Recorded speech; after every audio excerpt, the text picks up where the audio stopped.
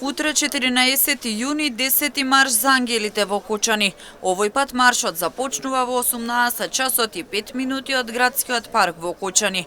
Семејствата на починатите од пожарот во дискотеката Пулсно и на повредените ќе маршираат по веќе утврдена рута од паркот кон трговскиот центар, општинската зграда, полицијата, а ќе завршат пред судот и јавното обвинителство во Кочани.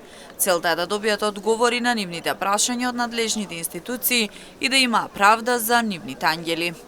Ве известуваме дека маршот за ангелите единствено организиран од семејствата на починатите и повредените во пожарот во Кочани и ги замолуваме сите граѓани да го почитуваат ова и да не се приклучуваат доколку целосно не ги прифаќаат и поддржуваат маршот и неговата реализација, стои во писменото известување испратено до медиумите.